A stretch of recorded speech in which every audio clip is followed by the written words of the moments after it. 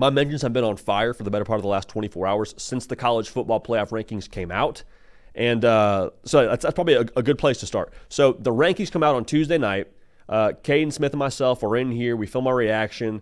We go our separate ways. I get back to my house. In the garage, I'm looking at that 12-team bracket, and I'm like, man, if I'm a South Carolina and Ole Miss and Alabama, if I'm an SEC team that feels like maybe they could hang with someone in that 12-team bracket, and I'm being left out because of Arizona State, no disrespect, because of a Boise State, SMU, and I love Rhett Lashley. I think SMU could end up maybe winning a couple games in the college football playoff. But, like, if they're taking my spot and they're not playing near the conference schedule I'm playing, if I'm acting in the best interest of the SEC, major caveat there. If I'm acting in the best interest of the SEC, I might just say, I don't need this, man. I'm going to go start my own playoff with the Big Ten.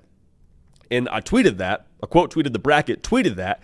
And, again, it's just been an absolute chaos in the mentions.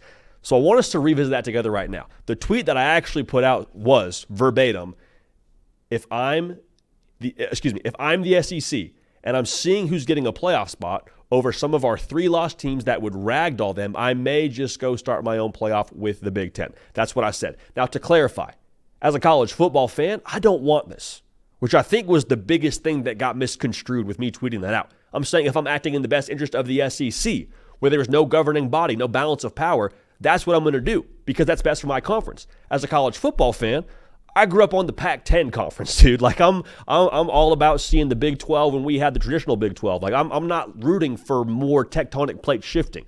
Those of y'all that watched the show, you know that. I was also the guy rooting for the 14 playoff to stay the 14 playoff. The bottom line here is I want us to be aligned. I'm not rooting for this. But again, if I'm the SEC, I think this is what I would probably push for if things kept trending this way.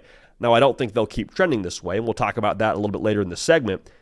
But let's just revisit what I was saying there. Let's say you're South Carolina, Ole Miss, Alabama. 14, 13. I believe South Carolina was 15 in these rankings. Like, respectively, that's how they were ordered in the rankings. So the rankings are telling you, hey, we believe that you are a better football team than Arizona State, who's ranked at 16. Now, Arizona State, if they win the conference, the way the cookie crumbles, they get in the college football playoff. And I'm not even against a team having an auto bid by winning their conference. But I do think for them to get in and for one of those teams to get left out, if I'm the SEC, you're telling me we're better, best 12 teams, but we're left out, I would feel some kind of way about that. Boise State is a difficult conversation to attack because I love Boise State. I love Ashton Jeanty. I love everything they've been this season. I don't think they would hold a candle to what's happening in the SEC. And that sounds like SEC bias. It is what it is. People say, well, hey, Oregon game. Oregon's the best team in America. Boise State took them to the wire. It's a 3-point game. You telling me they couldn't hang in the SEC? One game was phenomenal. They also, if we want to talk about one game, they were also almost Wyoming's third win of the season. Like, it's very, very difficult to put into perspective the gauntlet that is one conference to another. Like, I mean, you got teams in the Big 12 playing the stretch of Cincinnati, Oklahoma State, and then you got teams like Alabama and South Carolina just beating the crap out of each other week in and week out. And you're playing Ole Miss one weekend, you're playing, LSU the next weekend. You're playing, I mean, go down the line here. So I think there's this misconstrued perspective as to how difficult those conference gauntlets are. And so a loss in the SEC, a 9-3 in the SEC, is not the same as a 9-3 in the, call it the Big 12, call it whatever other conference you want to speak to there. Now, again, Arizona State, should they end up playing for the conference title, will likely not be a 9-3 football team. However, I just think that's worth noting. Not all conference schedules are created equal. Now, I can already hear him saying, we got Vandy beating Alabama. Put Vanderbilt in the Big 12. I think they'd wreak some havoc. We got Kentucky beating Ole Miss. Totally hear you. Probably disqualifies them from being able to put their best foot forward for the college football playoff. But the point remains the same here. If it's about the best 12 teams, you also have Arizona State taking a loss to Cincinnati.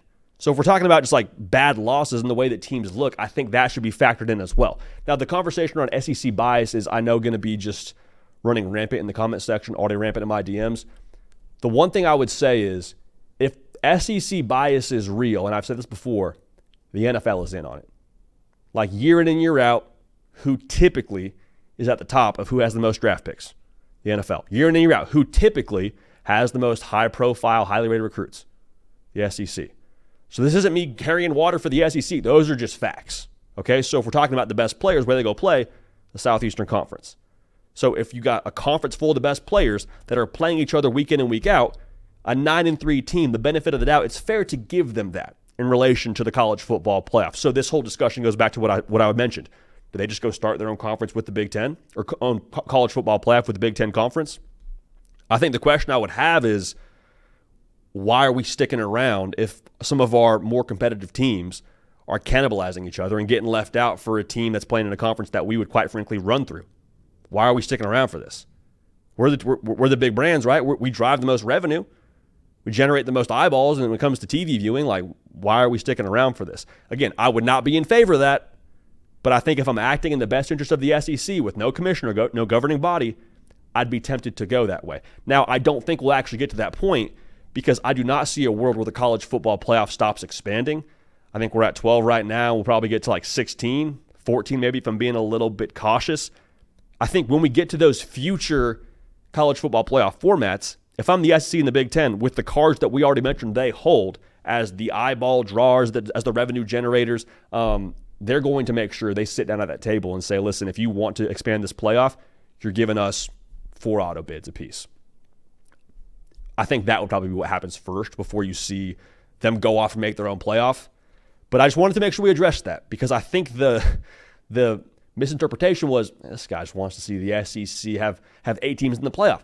I'm not arguing for that. I think the way the system works, the right teams are probably where they're supposed to be. But I do think that if we're talking about best 12 teams, you can make a case for some of those best 12 teams, auto bids excluded, finding their way in the dance.